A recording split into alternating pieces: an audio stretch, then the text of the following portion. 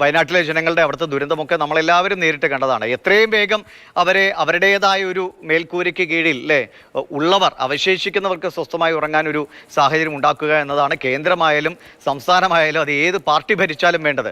അതിന് ഈ നിയമത്തിൻ്റെ നൂലാമാലകൾ പ്രതിബന്ധങ്ങളാകാം, അല്ലെങ്കിൽ രാഷ്ട്രീയപരമായ നിലപാടുകൾ പ്രതിബന്ധങ്ങളാകാം. പക്ഷെ അങ്ങനെ ആകാതിരിക്കുക. എങ്ങനെയാണ് ഇതിനെയൊക്കെ വയനാട്ടുകാർ കാണുന്നത്? അവരിങ്ങനെ നിസ്സഹായരായി നിൽക്കുന്ന അവസ്ഥയല്ലേ? ദിവീഷ്, കഴിഞ്ഞ 13-ാം തീയതി വയനാട്ടിലെ തെരഞ്ഞെടുപ്പ് നടക്കുന്ന സമയത്ത് ചില ദൃശ്യങ്ങൾ ഇപ്പോൾ ദിവീഷിന്റെ മനസ്സിൽ കൂടി ഉണ്ടാകും. അവിടെ ചൂരൽമലയിലും മുണ്ടക്കയിലും ഉണ്ടായിരുന്ന തെരഞ്ഞെടുപ്പ് കേന്ദ്രങ്ങളിലേക്ക് എത്തുന്ന ആൾക്കാർ, വോട്ടർമാർ, അവരുടെ കണ്ണുകളിൽ നമ്മൾ കണ്ട ദൈന്യത, അവരുടെ വീടുകളില്ല, അവരുടെ ബന്ധുക്കൾ നഷ്ടപ്പെട്ടിരിക്കുന്നു, അവർക്ക് കൃത്യമായ സഹായങ്ങൾ കിട്ടുന്നില്ല. ഇത്തരത്തിൽ 3 മാസം കഴിഞ്ഞിട്ടും അവരുടെ ഈ ദുരന്തത്തിൻ്റെ ആഘാതം കൂടിക്കൂടി വരിക, അല്ലെങ്കിൽ ഒട്ടും കുറയാതിരിക്കുന്ന ഒരു ദിവസത്തിലാണ് നമ്മളിപ്പോൾ ഈ വിഷയം ചർച്ച ചെയ്യുന്നത്. ഇവിടെ പ്രധാനമായും 2 കാര്യങ്ങളാണ്. ഒന്ന്, ഇത് ദേശീയ ദുരന്തമായി പ്രഖ്യാപിക്കാൻ കഴിയുമോ എന്നുള്ളതാണ്. ഇത് ഏതോ ജാമ്പവാൻ കാലത്ത് ഏതോ ആൾക്കാർ ഉണ്ടാക്കി വെച്ചിരിക്കുന്ന ചില മാനദണ്ഡങ്ങൾ ഉപയോഗിച്ചാണ് ഇപ്പോഴും ഈ കാര്യം പറഞ്ഞുകൊണ്ടിരിക്കുന്നത്. ആവശ്യമെങ്കിൽ ഇത് ചട്ടങ്ങൾ ലംഘിക്കണം. ഇപ്പോഴുള്ള ഈ ദേശീയ ദുരന്തമായി പ്രഖ്യാപിക്കേണ്ട മാനദണ്ഡം നോക്കിയാൽ ഒരുപക്ഷെ കേരളം ആകെ ഒഴുകിപ്പോയാൽ പോലും അത് എങ്ങനെ ദേശീയ ദുരന്തമാകും എന്ന ചോദ്യം ഉയരും. കാരണം അത്രമാത്രം അശാസ്ത്രീയമായ, മനുഷ്യത്വരഹിതമായ ഒരു സമീപനമാണ് ഈ ദേശീയ ദുരന്തത്തിൻ്റെ ചട്ടങ്ങളിലെല്ലാം തന്നെ ഉള്ളത്. 3-ൽ 2 ആൾക്കാർ ഒഴുകി പോകണം എന്നൊക്കെ പറഞ്ഞാൽ അത് എന്തൊരു കാഴ്ചപ്പാടാണ്. അതുകൊണ്ട് അത് പരിഹരിക്കുകയാണ് യഥാർത്ഥത്തിൽ, അത് മാറ്റി എഴുതുകയാണ് യഥാർത്ഥത്തിൽ വേണ്ടത്. ഇനി ഇതൊന്നുമല്ല എങ്കിൽ കൂടിയും ചട്ടങ്ങൾക്കപ്പുറത്ത് സർക്കാരിന് തീരുമാനിക്കാം. എന്ത് തീരുമാനം എടുക്കാൻ അധികാരമുണ്ടല്ലോ പാർലമെൻറ്റിന്. അവർക്ക് വേണമെങ്കിൽ ഈ മന്ത്രിസഭയ്ക്ക് അവർക്ക് വേണമെങ്കിൽ കേരളത്തിന് പ്രത്യേകമായ ഒരു പരിഗണന നൽകി ഈ ധനസഹായം നൽകാം. തീർച്ചയായും അതിന് 100%, 150% അർഹതയുള്ളവരാണ് കേരളത്തിലെ ജനങ്ങൾ, വയനാട്ടിലെ ജനങ്ങൾ. കാരണം അത്രമാത്രം ദുരന്തമാണ് കേരളം അനുഭവിച്ചിട്ടുള്ളത്.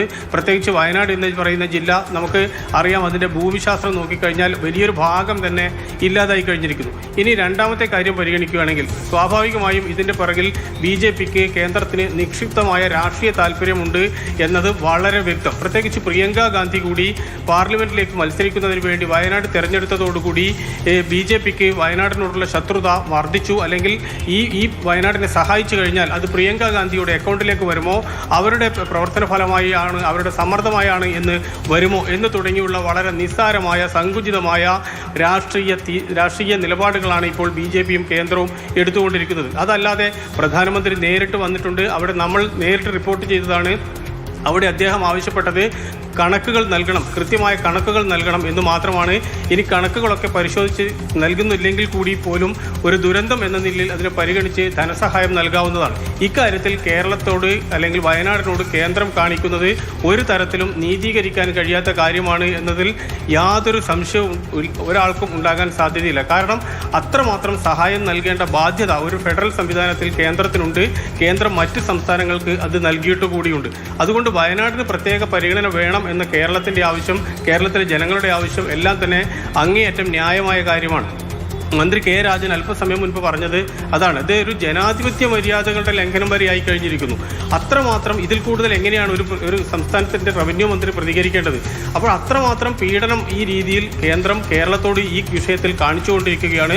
സ്വാഭാവികമായും അത് വലിയ ജനകീയ പ്രതിഷേധമായി വരും എന്ന കാര്യത്തിൽ ഒരു സംശയവുമില്ല. കേന്ദ്രം നൽകുന്നില്ല എങ്കിൽ അത് കേരളത്തിലെ ജനങ്ങൾ ഏറ്റെടുക്കുന്ന സാഹചര്യത്തിലേക്ക് വരെ എത്താൻ സാധ്യതയുണ്ട്. അതുകൊണ്ട് കേന്ദ്രം ഇക്കാര്യത്തിൽ ഒരു പുനഃപരിശോധന നടത്തും എന്ന് തന്നെയാണ് എല്ലാവരും കരുതുന്നത്. എത്രയും വേഗം ധനസഹായം ലഭ്യമാക്കും എന്ന് തന്നെ കരുതുന്നുണ്ട്. പക്ഷേ അത്തരത്തിൽ കരുതുന്നില്ല എങ്കിൽ അത് കേന്ദ്ര സർക്കാരിനോടും BJPയോടുമുള്ള വിപുലമായ രീതിയിലുള്ള പ്രതിഷേധത്തിന് ഇടയാക്കുകയും ചെയ്യും.